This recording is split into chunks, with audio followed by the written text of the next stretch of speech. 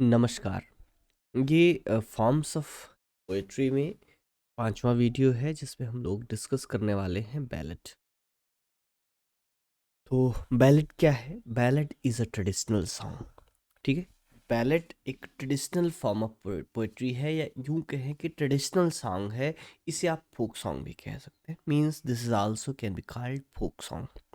ठीक है, तो first thing is that ballad is a traditional song और folk song that deals with some popular story generally in oral tradition. कोई भी जो एक पॉपुलर स्टोरी होती है, जो ओरल ट्रेडिशन में होती है, उसको नरेट किया जाता है in a ballad. So we can say that a ballad is a traditional song और folk song that narrates some popular story that is in oral tradition of the society.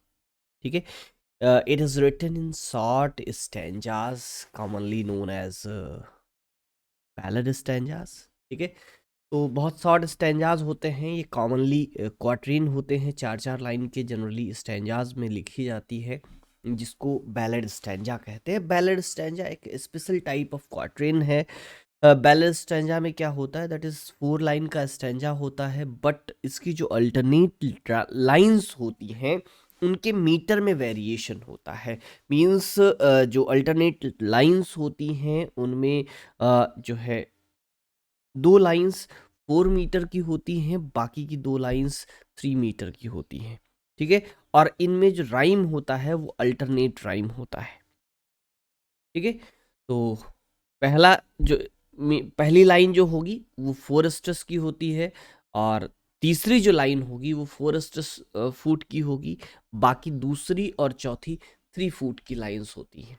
तो इनको अल्टरनेटली ये rhymed भी होते हैं। इन्हें क्या कहते हैं? Ballad stanza. Generally ballad is written in quatrain, that is 4 line stanza, and sometimes used a special kind of quatrain that is known as ballad stanza। तो सिंपली अगर हम लोग समझें तो बैलेड क्या है? बैलेड एक तरीके का फोक सॉन्ग है, लोकगीत है, जो कि किसी पॉपुलर स्टोरी को, जो कि एक ओरल ट्रेडिशन में है, जनमानस में है, उस स्टोरी को ये सिंग करता है, नरेट करता है। ठीक है, जनरली रिटन इन क्वाट्रेन्स और short stanzas and generally in ballad stanza. Ballad stanza क्या है? Ballad stanza is a quatrain in alternate 4 and 3 stress lines. ठीक है, बैलेड स्टैंजा क्या है? Ballad stanza is a quatrain in alternate 4 and 3 stress line. मतलब 2 line जो होती हैं अल्टरनेटली, उनमें क्या होता है, 4 फुट्स होते हैं, फिर दूसरी जो अल्टरनेट होती हैं उनमें 3 फुट्स होते हैं। यानी कि पहली और तीसरी में 4 फुट होंगे, दूसरी और चौथी में 3 फुट होंगे। ठीक, इसको बैलेड स्टैंजा कहते हैं। और बैलेड स्टैंजा को जो राइम स्कीम होता है वो अल्टरनेट राइम होता है। अल्टरनेट राइम का मतलब हुआ ए बी ए बी। ठीक है, क्वार्ट्रेन में अल्टरनेट राइम का मतलब हुआ ए बी ए बी। कैसे ए बी ए बी? पहली और तीसरी लाइन अल्टरनेट राइमिंग होगी ए ए, दूसरी और चौथी राइमिंग होगी B B, that is A B A B. ठीक है, ये राइम स्कीम होगी एक बैलेड में। अब बैलेड की आप इंग्लिश लिटरेचर में ट्रेडिशन समझें। इंग्लिश लिटरेचर में इसका ट्रेडिशन क्या है? इंग्लिश लिटरेचर में बैलेड बिगनिंग में, यानी कि 15 सेंचुरी का टाइम है, इंग्लिश लिटरेचर का बिगनिंग, जिसको मिडिल एजेस कहते हैं, वहाँ पर पॉपुलर था। But it was revived again in romantic as. Romantic as का मतलब है कि टाइम आफ्टर न्यू क्लासिकल। ठीक है, later 18th century and the first half of the 19th century is romantic age. ठीक है, प्रॉपर रोमांटिक एज की जो बिगनिंग मानी जाती है वो 1798 से 1850 तक मानी जाती है। ठीक है, लेकिन प्री रोमांटिक उससे पहले भी थे। तो रोमांटिक एज में बैलेड को खूब रिवाइव किया गया, और जो रोमांटिक एज की बिगिनिंग मानी जाती है जिस पब्लिकेशन से, जिस वर्क से, lyrical ballad that was published in 1798. ठीक है, lyrical ballad is actually a collection of some poems, some ballads and other poems composed by William Wordsworth and S T. Coleridge. उसमें जो फेमस पोएम्स थी, उसमें से कुछ बहुत फेमस बैलेड हुए.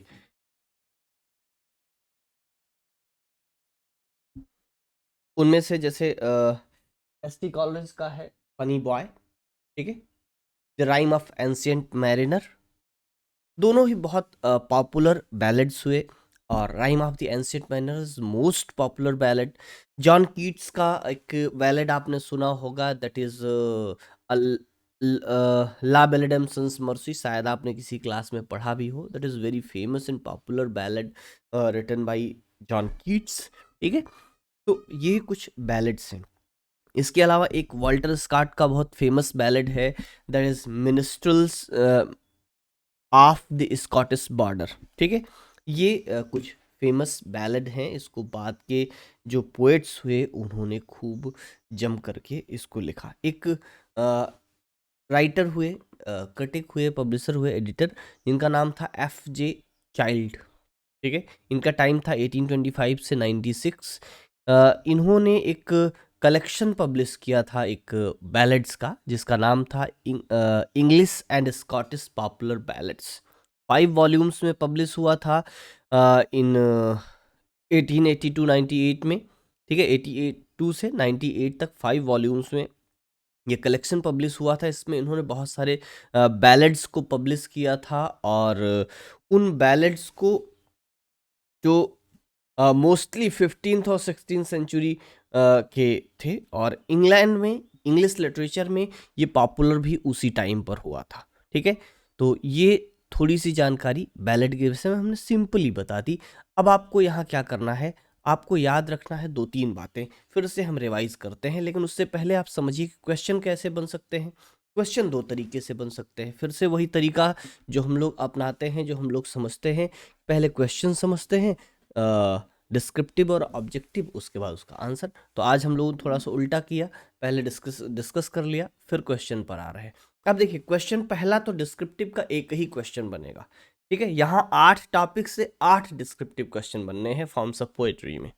ठीक है, तो पहला क्वेश्चन हो गया, व्हाट इज अ बैलेड, या कमेंट ऑन बैलेड, या describe ballad in your own words. ठीक है, किसी भी तरीके से पूछा जाए, that is description of ballad. ये एक पहला और मोस्ट इंपॉर्टेंट क्वेश्चन बनेगा डिस्क्रिप्टिव में, जो कि आपके लिए मिड टर्म के लिए हो.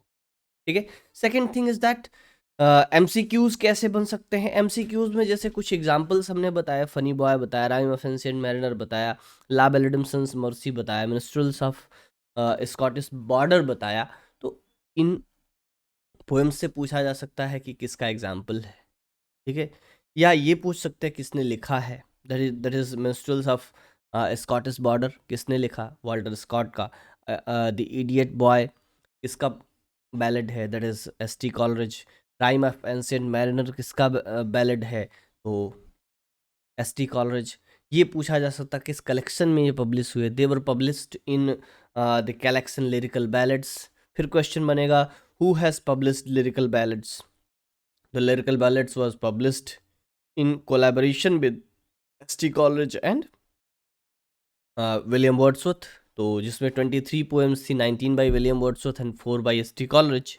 ठीक है, तो ये सिंपल सा कुछ इंपॉर्टेंट फैक्ट्स है. देर आफ्टर एक क्वेश्चन ये भी बनेगा कि which of the following is a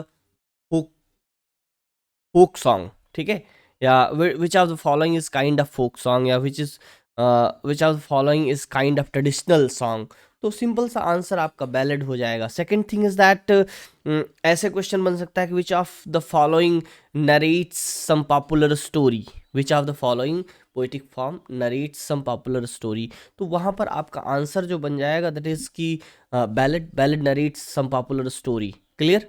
and फिर क्वेश्चन ऐसे बन सकता है कि ballad is generally written in. ठीक है, आपको ऑप्शन में दे दिया quartet, tercet, couplet, none of the above, तो आपका आंसर हो जाएगा क्वाट्रेन।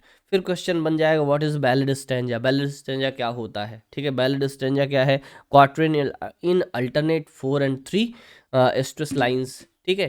फिर आपसे पूछ लिया कि what is the rhyme scheme of a ballad stanza, तो ballad stanza is alternate rhyme, ठीक है। या ऐसे लिखिएगा कि ballad stanza is written in alternate rhymes, ठीक। तो ये सिंपल से कुछ क्वेश्चंस हो सकते हैं जो आपसे पूछे जा सकते हैं, सिंपल सा। अगर अभी तक आपने ऐप नहीं डाउनलोड किया है इंग्लिश योगी ऐप, तो अभी आप प्ले स्टोर से डाउनलोड कर लीजिए।